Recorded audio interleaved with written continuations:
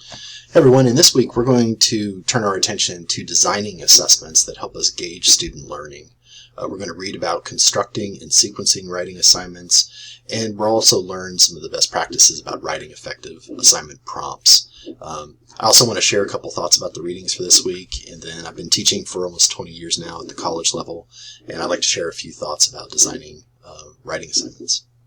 In the two chapters from Tracy Gardner's Designing Writing Assignments, you'll learn about some of the basics of designing an effective writing assignment and writing a prompt. Chapter 1 has some excellent suggestions regardless of what level you want to teach at, whether it's teaching at the high school level, dual enrollment and high school, or teaching at the college level. Really helpful suggestions in that first chapter. When I was Shawnee State's Director of Assessment, I would frequently point folks back to that chapter and ask them to read it. It's really brief, but it has very solid best practices that will help anybody's pedagogy. In Chapter 3, the first few pages of that chapter are also helpful to folks in any assignment that they might teach, and then the rest of the chapter gives some feedback and some input in how you would go about designing a writing assignment for like an expressive assignment, an assignment where students are conducting some kind of inquiry, or an assignment where students are trying to be persuasive. FYI, if you hear anything in the background, we just adopted a puppy, and so I'm trying to record a video while this buddy of ours, Ralphie, is playing in the background, so apologies, but I wanted y'all to meet him in case you hear him in the background.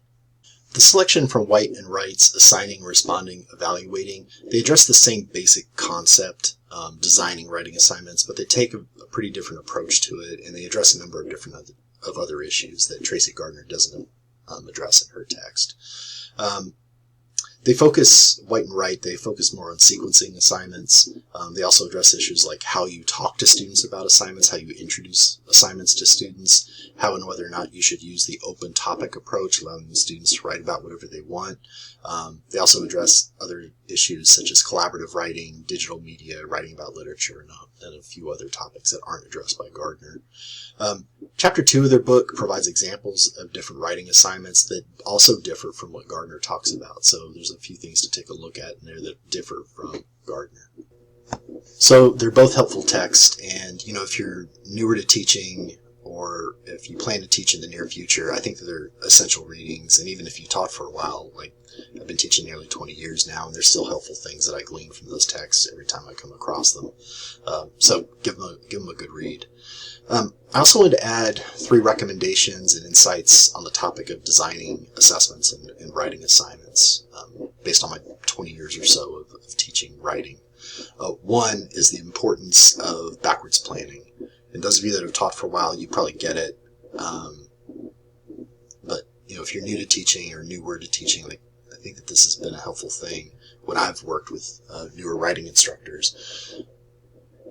Knowing where you want students to be and know where they are at the beginning. That knowledge helps you identify what are the things that you need to help prepare them for. What are the experiences you need to put before students so that they can get to that place that you want them to be. So think about, at the end of this assignment, I want students to be able to do these 2 or 3 things. What are they coming into your class with? And you may not know. You may have to make some reasonable assumptions. You might have a colleague down the hall that you can talk to if we're talking about dual enrollment or College Credit Plus. You may be able to talk to somebody that taught some of those students in a previous semester. But making an assumption about where students are, where they're going to be, and talking to students about what they feel comfortable with and what they know. That knowledge, where you want them to be, where they're starting, helps you plan things so that you can get them to that end point. So, assuming that they know X, what things do you need to add to their experience, to their knowledge, to get them to that place? What kind of things do they need to read? What practice activities do you need to put before them? What opportunities are you going to give them to mess up and get things wrong? So it's not so high stakes when they get to the end of that module, that lesson, that class, whatever it is that we're talking about. If you have to prepare a lecture, what are the things that you need to do to get them there? And is there a sequence there that makes sense?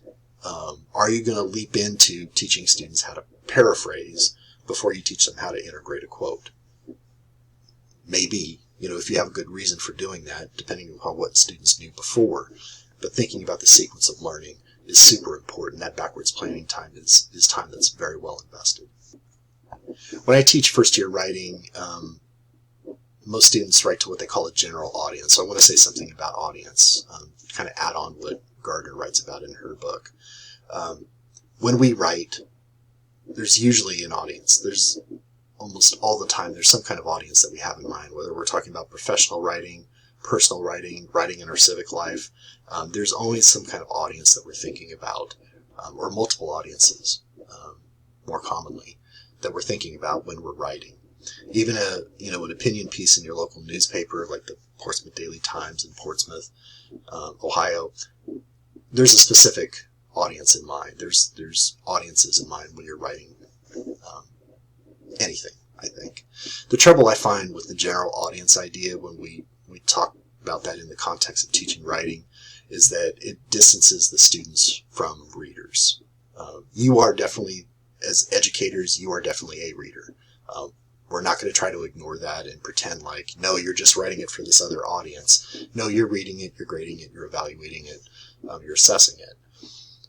What I want to do is kind of push students to think about what are the consequences for what it is they're writing. In order to do that, you have to think about what is the purpose that you're writing for, who are you writing for, what are their values, what are their needs, and again, what are the consequences of this argument that you're trying to put together, or this text that you're trying to put together. That is usually how writing works in my experience. There's a specific audience. They're usually, I need to know a little bit about their values, their expectations, what it is that they need to get out of this communication. Those kind of considerations are helpful, I think, because they kind of limit the things that I need to think about. Like, if I know I'm writing to this kind of audience and I know what their values are, their expectations are, kind of like the conversation that's gone around that topic leading up to whatever it is I'm trying to communicate to them, that funnels my energy into like, okay, I just need to focus on persuading this particular audience. The idea of a general audience is often I kind of see it as a cop-out, because it doesn't replicate what students actually do. Kind of thinking about like the authentic audience issue that Gardner writes about in her book. Finally, I want to mention something about choice and integrating choice into your design of a writing assessment, a writing assignment, and in the instructions that you give students and the prompts that you give students for a writing assignment. We don't have enough time in the class to delve into universal design for learning. It's an important topic, and universal design for learning is about inclusivity. It's about access. I think when we get down to it, it's just good pedagogy, like to provide students choices when you can. We've read about in this class how students from different backgrounds have required different considerations when we think about assessment, whether it's neurodiversity. There's scholarship out there about LGBTQ students and student writers.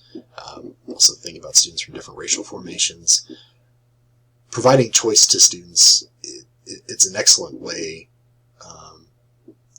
to give a student an option, to give students the ability to show their learning in a way that makes sense for them. So, for example, you can assess a student's ability to integrate a quote, to integrate a source. You can do that through a traditional essay. Sure. I would argue that not everything needs to be about the traditional essay. They could also show you how to integrate a quote or a paraphrase in a script for a documentary that they create, an informative flyer about an issue in their community, an op-ed piece, some prepared notes to a city council meeting. There are a number of different ways that a student could show you that they learned that thing. And giving them the options gives them a little bit of ownership of that text that they create, that is a choice that they made. And you help, you kind of gave them that latitude to make that choice.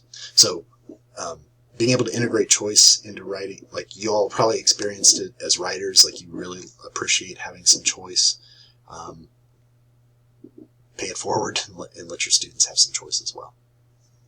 Those are the things that I wanted to add about designing writing assignments and designing assignment prompts this week. I hope that you get something out of the readings. And I'm looking forward to seeing the prompts that you all come up with. It's a lot of fun to share those assignments, and I'm looking forward to it. All right, that's it for now. Thank you all a bunch.